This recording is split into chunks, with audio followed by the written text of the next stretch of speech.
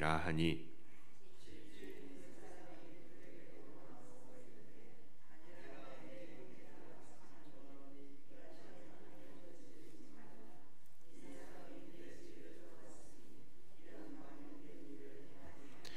보라, 여기 내 처녀딸과 이 사람의 첩이 있은즉 내가 그들을 끌어내리니 너희가 그들을 욕보이든지 너희 눈에 좋은 대로 행하되 오직 이 사람에게는 이런 망령된 일을 행하지 말라 하나.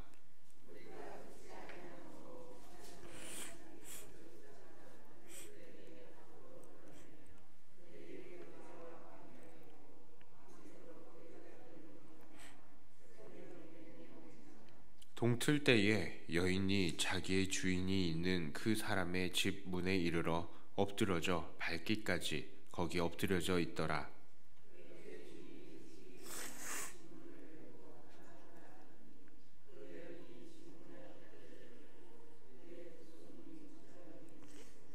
그에게 이르되 일어나라 우리가 떠나가자 하니 하나 아무 대답이 없는지라. 이에 그의 시체를 나귀에 싣고 행하여 자기 곳에 돌아가서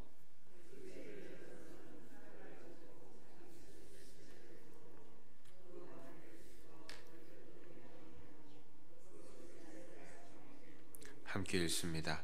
그것을 보는 자가 다 이르되 이스라엘 자손이 애굽 땅에서 올라온 날부터 오늘까지 이런 일은 일어나지도 아니하였고 보지도 못하였도다.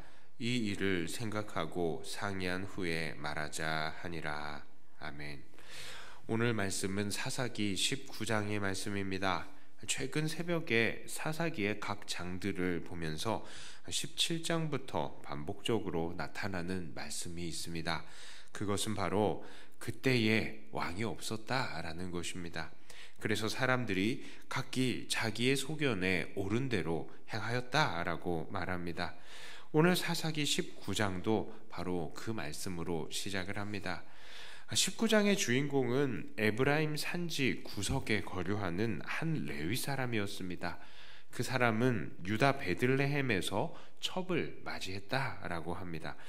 지난 미가의 가정에서 제사장으로 들어온 레위인은 베들레헴에서 에브라임으로 거주할 곳을 찾으러 왔다라고 하는데 오늘 이 레위인은 첩을 베들레헴에서 맞이했다라고 합니다. 아무래도 이 당시에는 베들레헴이 경제적으로 많이 어려웠던 것 같습니다. 첩을 구하는데도 돈이 들거든요. 자, 반면에 에브라임 지역은 경제적으로 괜찮았던 것 같습니다. 자, 그럼에도 불구하고 오늘 레위인의 이런 행보는 이해할 수 없는 것입니다. 하나님의 원래 의도는 일부일처이지요. 남녀가 연합하여서 한 몸을 이루는 것입니다. 그럼에도 불구하고 이 레위인은 첩을 두었습니다. 게다가 당시에는 이 결혼을 하려면 상당히 많은 지참금을 처가에 주어야 했는데 이 레위인은 그것이 가능할 정도로 경제력이 있었던 것입니다. 자기 기업이 없는 레위인이 어떻게 이 정도의 경제력을 가질 수 있었을까요? 그것은 정말 알 수 없는 일입니다. 알 수 없는 부분에서 상상의 나래를 펼치는 것은 위험하지만 분명히 정직하지 못한 방법들이 동원되지 않았을까 생각해 봅니다. 자, 그런데 이 첩도 문제입니다. 이 첩은 행음을 하였습니다.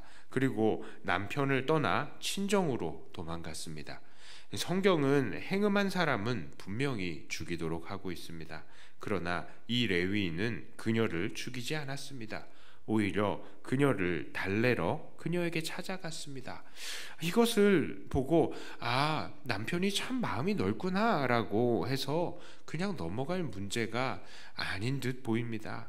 이 부분을 보면 그 레위인이 그렇게 행동하는 것이 이제는 너무나도 당연하고 자연스러운, 그러니까 이 시대는 지금 하나님의 계명은 완전히 백성들에게 잊혀져 버린 그런 시대라는 것을 우리는 발견할 수 있는 것입니다.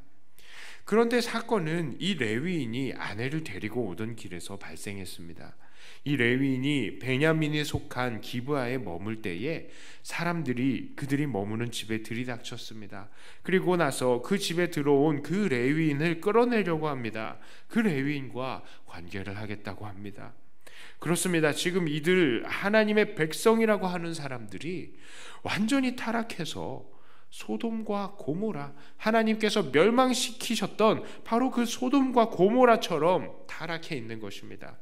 하나님께서 택하시고 구원하신 아브라함의 후손들이 이제는 완전히 하나님을 버리고 가나안 땅의 사람들이 행하던 그런 악행들을 저지르고 있었던 것이죠.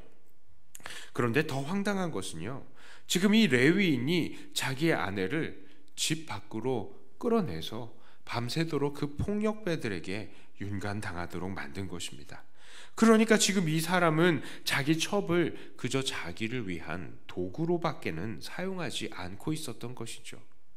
그런데 더 황당한 게 있습니다. 그것은 아침에 이 레위인의 행동이었습니다. 레위인은 아침에 떠나려고 나와서 그 첩에게 일어나라 라고 아주 무심한 듯이 이야기를 합니다.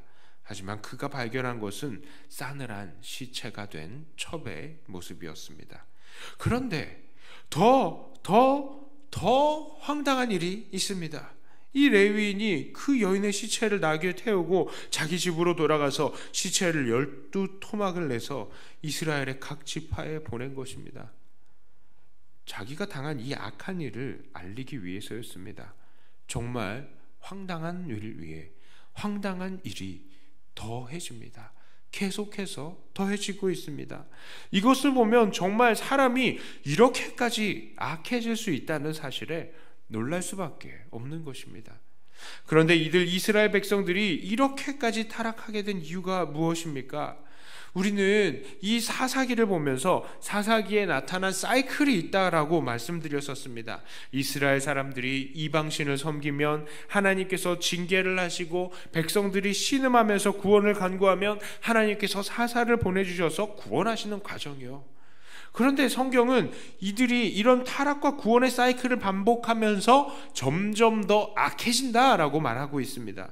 그리고 그 타락함이 계속해서 이어졌죠. 급기야 삼손의 때에는 고난 속에서도 하나님께 간구하지 않는 지경에 이르렀다라고 말했습니다.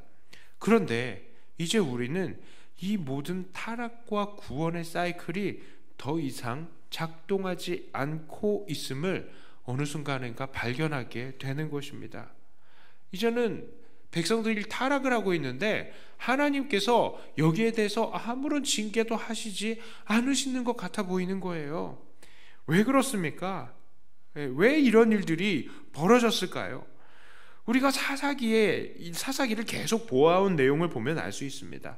이들은 하나님께서 쫓아내라고 한 사람들을 쫓아내지 않고 그저 그들과 그들의 이웃과 그 백성들과 그 나라 백성들과 결혼하고 사돈도 맺으면서 이방의 풍속대로 우상을 섬기고 그들이 행하는 악행을 그대로 행하는 것입니다. 이제 누가 하나님의 백성인지 누가 이방인인지 알지 못하는 지경까지 이르는 상태라는 거예요. 물론 이방 종족들이 여전히 이스라엘을 괴롭히는 부분들이 있었겠죠. 그러나 그것이 너무나도 무색하게 이스라엘 사람들은 그냥 내버려 두어도 자기들끼리 괴롭히고 자기들끼리 빼앗고 자기들끼리 싸우면서 자멸의 상태를 걷고 있는 것입니다. 악한 사람들의 특징 중에 하나가 뭐라고요? 자멸이라고요. 자멸. 하나님께서 악인들은 자멸하게 놔두시는데 지금 이 이스라엘 사람들의 상태가 자멸의 상태라는 것입니다. 자멸의 상태. 이 모든 것이 다 무엇 때문입니까? 바로 이들이 하나님을 자기의 왕으로 삼지 않고 작은 것에서부터 순종하지 못했기 때문입니다. 하나님의 말씀대로 이방과 싸우고 그들을 몰아내라는 말씀에 순종하지 않았기 때문입니다. 에브라임 사람들 처음에 자기들이 정복한 지역의 사람들을 몰아내지 않았다라고 했지요. 왜 그랬죠? 그들이 경제적으로도 이득이 되고 그들이 노예로 삼으면 편한 생활을 할 수 있었기 때문입니다. 그런데 그들이 가진 그 욕심 때문에, 그 욕심 가지고 하나님의 말씀을 지키지 않았던 결과, 이제는 온 백성이 타락하고 온 백성이 하나님 말씀 어기고 하나님의 택한 제사장과 레위인들마저 하나님의 말씀과는 전혀 상관이 없는 삶을 살고 있는 것입니다. 그리고 이제는 하나님께서도 이들 백성이 얼마나 더 타락하는지, 어떻게 자멸해 가는지 두고 보자는 지경에 이르게 된 것이죠. 심판이 당장 일어나는 것 같지 않습니다만 하나님은 두고 보시는 것입니다. 그러므로 오늘 우리들은 어떤 교훈을 받아야 합니까? 그렇습니다. 오직 하나님만 왕으로 삼고 철저하게 순종해야 합니다. 혹시 우리는요, 범죄하고 있으면서도 하나님께서 우리들의 삶에 아무런 개입을 하지 않으시는 것 같아서 은근히 마음 한쪽 구석에 그래, 이렇게 범죄를 해도 괜찮구나 하는 마음을 품고 있는 것은 아닙니까? 그것은요, 우리가 범죄를 해도 괜찮다는 하나님의 뜻이 아닙니다. 그것은 우리가 자멸하도록 놔두시는, 그리고 나중에 심판의 거리들을 더 쌓기를 원하시는 하나님의 큰 계획하심이 아닌지 우리는 그것을 두려워해야 하는 것입니다. 악한 행동, 하나님 앞에 순종하지 못하는 행동들이 있습니까? 작은 것이 결국에는 큰 불순종을 낳게 되는 것입니다. 오직 하나님만 우리의 왕으로 삼으며 그의 뜻대로 철저히 순종하시는 저와 여러분들이 다 되시기를 주님의 이름으로 축복합니다. 기도하겠습니다. 하나님 아버지, 감사합니다. 우리들을 구원하여 주시고 하나님의 백성을 삼아 주셨는데, 우리들은 오늘 이 본문의 말씀처럼 작은 것에서부터 순종하지 않고 하나님을 왕으로 삼지 않고 각기 자기 소견에 옳은 대로 행동하고 있는 것은 아닌지 우리들을 다시 한번 돌아봅니다. 하나님의 심판이, 하나님의 징벌이 두려운 줄 알아서 그 앞에서 겸손히 엎드리고 늘 하나님께 작은 것에서부터 순종하는 우리들이 되게 하여 주시옵소서. 하나님께서 우리의 삶을 통하여서 오직 영광만 받으시기를 원하며 우리 주 예수님 이름으로 기도드리옵나이다. 아멘.